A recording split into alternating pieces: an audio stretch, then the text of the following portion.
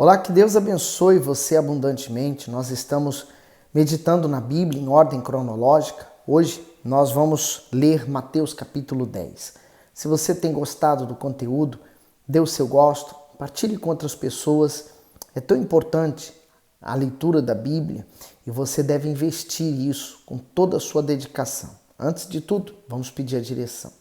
Meu Deus, mais uma vez estamos aqui unidos para buscar a Tua direção e peço que o Teu Espírito Santo esteja entre nós, abrindo o nosso entendimento e nos abençoando nessa leitura que estamos aqui fazendo. Em nome de Jesus. Amém. Mateus capítulo 10, versículo 1. E chamando os seus 11 discípulos, deu-lhes poder sobre os espíritos imundos para os expulsarem e para curarem toda enfermidade e todo mal. O comentário diz assim: deu-lhes poder sobre os espíritos imundos. A mesma autoridade que o Senhor Jesus tinha foi dada aos seus discípulos para que eles também expulsassem os demônios e curassem os enfermos. Da mesma forma, todos os que são batizados com o Espírito Santo recebem poder para expelir os espíritos das trevas, a fim de que o reino de Deus chegue aos oprimidos pelo mal. São muitos os ensinamentos que Jesus estava dando aos seus discípulos e ensinando como eles deveriam agir conforme a fé. Então, deu-lhes poder. Esse mesmo poder está sobre aqueles que creem no nome do Senhor Jesus. Você crê nesse nome, você tem poder sobre todas as forças do mal que estão agindo na sua família, na sua casa, em sua própria vida. Quando você aprende a usar esse poder, então você vence o mal.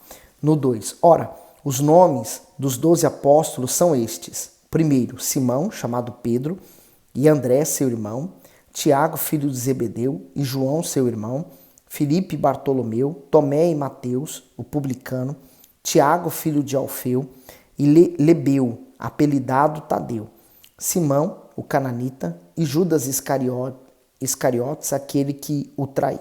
Então, aqui está a lista dos 12, né? E Pedro vem como primeiro porque ele era o mais velho. O restante, todos eles eram todos jovens, bem jovens mesmo. E a prova que nós temos a esse respeito é que quando vieram cobrar os impostos, não cobraram dos demais apóstolos, apenas de Jesus e de Pedro. No 5, Jesus enviou esses 12 e lhes ordenou dizendo: não ireis pelo caminho dos gentios, nem entrareis em cidades de samaritanos. Olha que interessante, o caminho, né? Jesus é o único caminho que nos conduz até Deus e nos traz vida. Ele é o caminho estreito. E aqui ele falou: não ireis pelo caminho dos gentios. O caminho que o gentio faz, entre aspas, né, seria hoje comparado àqueles que não creem em Deus, porque eles têm uma vida liberal. Então, o caminho dos gentios seria o caminho largo, né? A porta larga, facilidades, dos prazeres. Então não faça o caminho deles. No 6, mas ide antes as ovelhas perdidas da casa de Israel. Sabe? É exatamente isso. É o amor às almas, o amor ao que está perdido, que nos mantém todos os dias nessa obra, nesse ministério, trabalhando para ganhar mais uma alma, que seja possível. No 7, e indo pregai dizendo: é chegado o reino dos céus. Curai os enfermos, limpai os leprosos, ressuscitai os mortos, expulsai os demônios, de graça recebestes, de graça dai. O comentário: pregai dizendo: é chegado o reino dos céus. As instruções do Senhor Jesus eram bem claras. Os discípulos deveriam anunciar a salvação e o reino dos céus, com autoridade, em todas as cidades e aldeias por onde passassem. A pregação do evangelho deve ser acompanhada de sinais e prodígios, pois Deus não mudou a sua palavra, não envelheceu. Os mesmos milagres do passado têm acontecido nos dias atuais, pois muitos que outrora estavam perdidos, desenganados pela medicina, viciados e escravizados pelo diabo, agora estão livres e salvos pela fé na palavra do nosso Senhor. Quando o reino dos céus entra na vida de uma pessoa, o reino do inferno, ele sai. Então olha que interessante, né? Vamos entender, o reino dos céus é onde está o trono de Deus. O reino de Deus ele é estabelecido dentro do ser humano. Então ele falou, é chegado o reino dos céus, quer dizer, a oportunidade que todos temos de ir para o céu, onde está o trono de Deus e contemplar a face de Deus eternamente. Então, e como o bispo disse, né, os sinais seguiriam, a cura de enfermos, a limpeza dos leprosos, a ressurreição de mortos, expulsar demônios, e de graça nós recebemos, de graça nós damos. E eu posso afirmar isso, é verdade. Quando você tem esse encontro com Deus, você nasce de novo, você recebe uma nova chance, uma nova oportunidade. E com ela, você tem certeza da sua salvação. Por exemplo, se eu morresse nesse momento, eu tenho certeza para onde vai a minha alma. A minha pergunta para você é, você também tem essa certeza? Que se você morresse hoje, agora mesmo, a sua alma iria para o céu? Você estaria salvo? Se você não tem tanta certeza, então era bom, é momento de você buscar ter essa certeza. E você busca na palavra, em Deus, indo à igreja, buscando a salvação. Então, ele continua no 9. Não possuais ouro, nem prata, nem cobre em vossos cintos, nem alforjes para o caminho, nem 2 túnicas, nem sandálias, nem cajado, porque digno é o operário do seu alimento. Em outras palavras, eles teriam que ir, mas não ficar dependendo de nada físico. Eles teriam que depender de Deus. O próprio Deus os sustentaria nessa missão. No 11. E em qualquer cidade ou aldeia em que entrardes, procurai saber quem nela seja digno, e hospedai-vos aí, até que vos retireis. E quando entrardes em alguma casa, saudai-a. E se a casa for digna, desça sobre ela a vossa paz. Mas, se não for digna, tornem para vós a vossa paz. Então, eles teriam que realmente depender de Deus, eles iriam iniciar um trabalho naquela cidade, naquele local, para ajudar aquelas pessoas, né? Era uma missão e um desafio. Aí ele diz no 13, e se a casa for digna, desça sobre ela a vossa paz. Então, a paz que havia dentro deles, a paz, a autoridade que Deus havia dado a eles, também seria transmitida àquela casa. No 14, e se ninguém vos receber, nem escutar as vossas palavras, saindo daquela casa ou cidade, sacudi o pó dos vossos pés. Era natural naquele tempo fazer isso, como forma de mostrar que aquela pessoa foi rejeitada naquela cidade, né? No 15, em verdade vos digo que no dia do juízo haverá menos rigor para o país de Sodoma e Gomorra do que para aquela cidade. Você sabe que houve em Sodoma e Gomorra.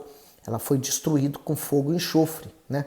Por causa da perversidade que havia naquele lugar. Deus tirou Jó e sua família daquele lugar. Então, haverá menos juízo para essas 2 cidades, porque a pessoa foi avisada. Hoje, a internet, né, as redes sociais, a informação, ela chega tão fácil e rápido a todas as pessoas, né? Hoje nós temos uma facilidade enorme de ler a Bíblia. Então, o juízo para nós será muito maior. Imagine para mim. Mas o que eu quero é que Deus me veja e me salve. No 16. Eis que vos envio como ovelhas ao meio de lobos. Portanto, sede prudentes como as serpentes, inofensivos como as pombas. O comentário do 16 está aqui embaixo. Prudentes e inofensivos. Os maus têm se aproveitado da pureza dos olhos daqueles que são bons para enganá-los. Por isso, só quem tem a luz do Espírito de Deus está apto para ser prudente como as serpentes e inofensivo como as pombas. É muito forte, né? Às vezes tem pessoas que querem realmente se aproveitar daquela pessoa que é cristã e falar, ela é bobinha, vamos nos aproveitar dela. Nada disso. Somos cristãos, mas temos que agir também com justiça. 17. Acautelai-vos, porém, dos homens, porque eles vos entregarão aos sinédrios e vos açoitarão nas suas sinagogas, e sereis até conduzidos à presença dos governadores e dos reis por causa de mim, para lhes servir de testemunho a eles e aos gentios. Quer dizer, todo esse processo, né, de dor, de açoites, de problemas, serem levados a governadores, a reis, quer dizer, tudo isso que iria acontecer ou vem acontecendo é permitido por Deus para que o evangelho venha alcançar mais pessoas. Por exemplo, como que poderia se falar a um rei se eles nunca teriam acesso àquele rei, né?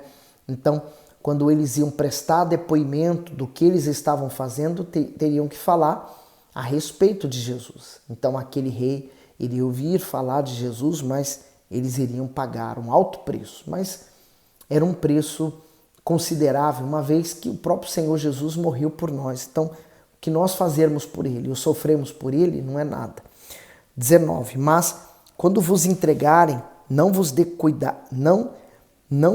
cuidado como ou o que haveis de falar, porque naquela mesma hora vos será ministrado o que haveis de dizer.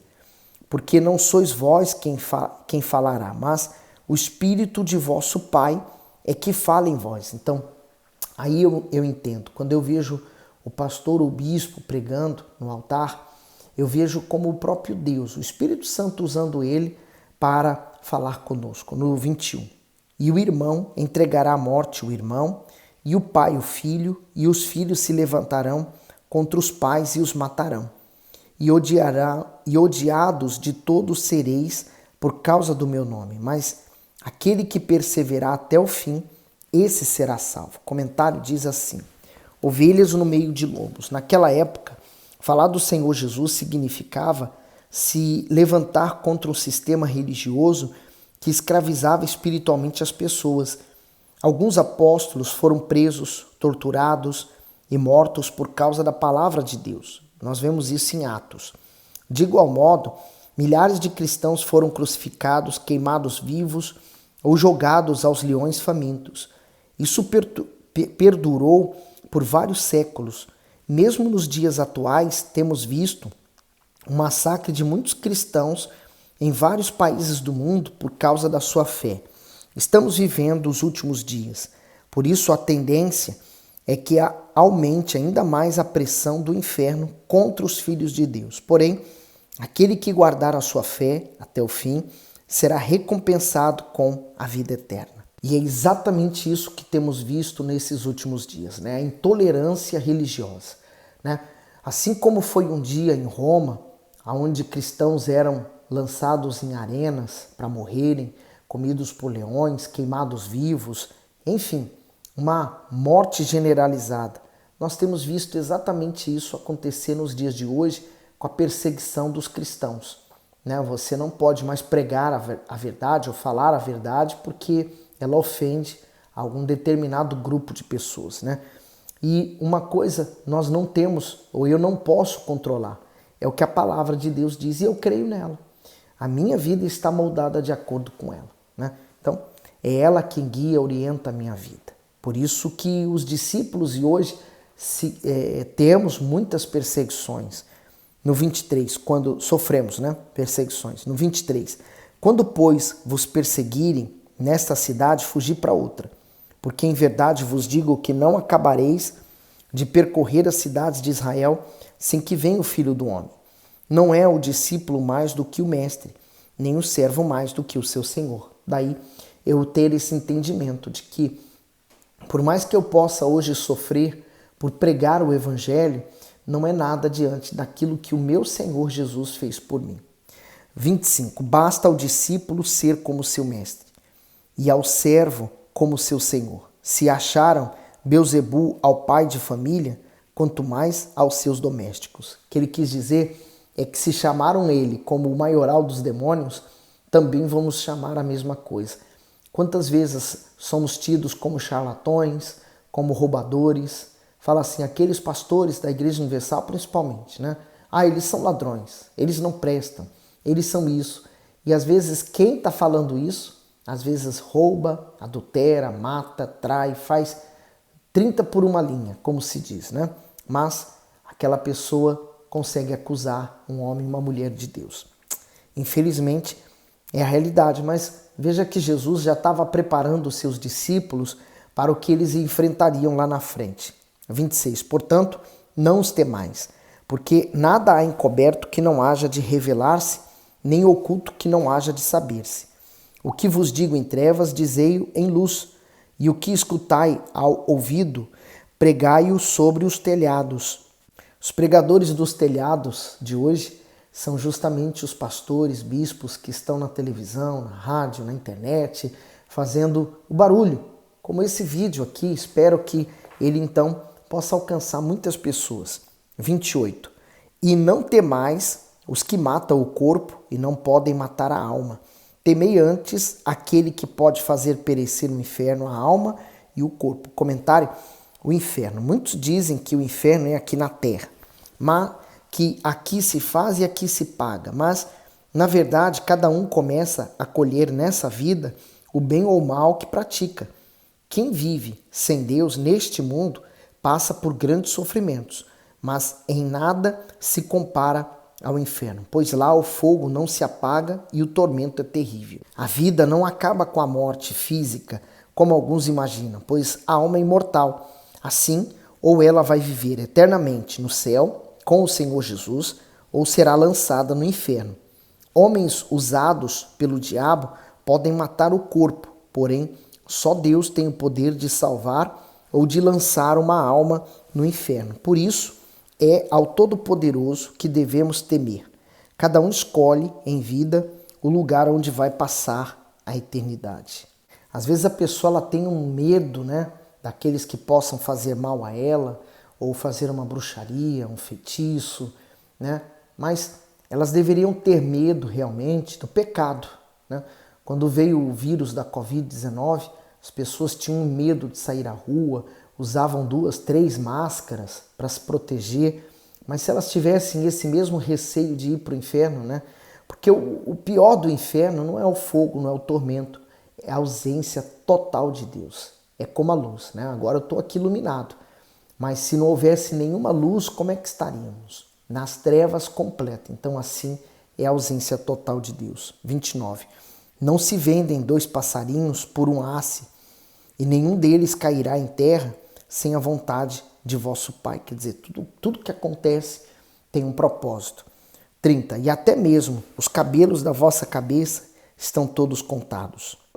Por isso eu posso dizer uma coisa: se até os cabelos da nossa cabeça estão contados, então fica firme, porque se a sua vida está nas mãos de Deus, vai dar tudo certo, Agora, o detalhe está aqui no princípio: se a sua vida está nas mãos de Deus. Quando nós entregamos de fato e de verdade, estamos com a consciência tranquila, estamos na justiça, estamos fazendo certo, ainda que soframos injustiça, no final vai dar tudo certo. Porque tudo tem um propósito, tudo tem uma finalidade de ter acontecido. 31. Não temais, pois mais valeis vós do que muitos passarinhos. Portanto, qualquer que me confessar diante dos homens, eu confessarei diante de meu Pai que está no céu. Comentário: confessar Jesus não é simplesmente falar que crê nele, e sim assumir essa fé no seu nome e na sua palavra. É reconhecê-lo publicamente como seu Senhor e Salvador e viver de acordo com a sua santa vontade. Então, 33. Mas qualquer que me negar diante dos homens, eu negarei também diante de meu Pai que está nos céus. Bom, se Jesus é o nosso advogado fiel, e nós nos envergonhamos hoje de falar dele, de testemunhar o que ele fez em nossas vidas, então ele, como advogado diante do Pai, quando o mal nos acusa, ele não pode nos advogar. Estamos sozinhos. Mas se somos então diante dele, confessamos ele, testemunhamos, quantas pessoas às vezes recebiam um milagre, E esse milagre que aconteceu na sua vida teve um propósito para que você testemunhasse o poder de Deus. Não é simplesmente para que você viva uma vida boa, mas para que você fale do poder de Deus. Às vezes, nós cristãos ficamos doentes. Eu entendo que o nosso corpo é um vaso de barro. E às vezes Deus permite que isso aconteça para que nós manifestemos uma fé e por meio dessa fé nós alcançamos a cura. E aí, o que eu vou fazer com isso? Vou guardar só para mim? Não, eu vou testemunhar. O meu Deus me curou. Eu fiquei doente, mas o meu Deus me curou. No 34, não cuideis que vim trazer a paz à terra. Não vim trazer a paz, mas a espada. O comentário diz, não vim trazer paz, mas espada. Por que não há paz no mundo? Porque o Senhor Jesus, que é o príncipe da paz, tem sido rejeitado por ele. Por isso, há divisões nas famílias, brigas, confusões e injustiças. Para que o mal seja combatido, é preciso assumir a fé na palavra do Altíssimo. A paz que o Senhor promete é apenas para os que creem nele e não para o mundo. Dessa forma, só podemos ter paz em nossa alma por meio da comunhão com Deus. E nós vamos ver isso em Romanos 5, né, como estava ali descrito, em Romanos 5, falando que nós, quando nos arrependemos, então vamos a Jesus. Jesus nos lava com seu sangue, somos perdoados, porque ele carregou os nossos pecados. Somos justificados. Sabe o que é uma pessoa justificada? É como se ela nunca tivesse pecado. Por isso que ela volta então a ter acesso ao Pai. Assim como Adão um dia, ele andou com Deus, mas ele perdeu essa intimidade, essa comunhão quando pecou. Através do Senhor Jesus podemos voltar a ter essa mesma comunhão. Agora no 35. Porque eu vim pôr em disseção o homem contra seu pai e a filha contra sua mãe e a nora contra sua sogra. É natural. Quando você se converte, você assume sua fé, os da própria casa te perseguirem por causa disso. Mas não se preocupe, mais cedo ou mais tarde eles também vão se converter. 36. E assim os inimigos do homem serão os seus familiares. Quem ama o pai ou a mãe mais do que a mim, não é digno de mim. E quem ama o filho ou a filha mais do que a mim, não é digno de mim. E quem não toma a sua cruz e não segue após mim, não é digno de mim. Quer dizer, aquelas pessoas que colocam tudo à frente de Deus, né? Elas sempre têm uma justificativa para não ir à igreja, para não buscar, para não dizimar, para não ofertar, para não se entregar, para não se batizar nas águas, enfim. Há sempre uma desculpa. E ele falou, quem não toma a sua cruz, quer dizer, é como se hoje, traduzindo para os dias de hoje, imagine, né? Jesus falando naquela época, a cruz era o símbolo de morte, era um símbolo de maldição, era algo tão terrível. É como hoje dizer assim, pega a sua cadeira elétrica e segue. Você fala, não tem sentido, mas hoje faz sentido para nós, né? Quem tomar a sua cruz e não segue após mim não é digno de mim. Quer dizer, se eu não sacrifico minhas vontades, eu posso fazer tudo que vem pela frente, mas eu tenho que aprender a discernir e escolher. Isso me faz bem. Isso aqui aumenta a minha comunhão com Deus. Então vou investir nisso. Não, isso aqui me afasta de Deus e só me dá prazer, mas no final das contas isso é mal, então eu não quero. É como o pecado, né? Ele oferece um prazer, uma diversão, mas no final ele entrega outra coisa. 39. Quem achar a sua vida, perdê-la-á. E quem perder a sua vida por amor de mim, achá-la-á. Seguir Jesus é uma loucura para os que estão no mundo, né? Porque as pessoas neste mundo, elas querem curtir, elas querem aproveitar, elas querem gozar da vida. Mas aqueles que buscam a Jesus não desfrutam do prazer deste mundo, mas têm o prazer da vida eterna já dentro deles. Então, eu digo para você, eu não troco o prazer que eu tenho, a alegria que eu tenho no meu espírito por qualquer coisa deste mundo. No 40. Quem vos recebe, a mim me recebe. E quem me recebe a mim, recebe aquele que me enviou. Então, se você também está me recebendo, é porque você também está recebendo Jesus, pela palavra dele. 41. Quem recebe um profeta em qualidade de profeta, receberá galardão de profeta. E quem recebe um justo na qualidade de justo, receberá galardão de justo. E qualquer que tiver dado, só que seja um copo de água fria, a um destes pequenos, em nome de discípulos, em verdade vos digo que, de modo algum, perderá o seu galardão. Você já orou pelo seu pastor hoje? Você já orou pelo bispo Macedo, a dona Esther, o bispo que está sobre a direção do trabalho no país onde você se encontra? Então, faça isso. Ore pelo seu pastor, ore pelos obreiros, ore pela igreja, pela obra de Deus. Deus vai usar você através da sua oração para que a obra dele se desenvolva através dos seus servos e também através de você, tá bom? Que Deus continue abençoando e iluminando você cada vez mais.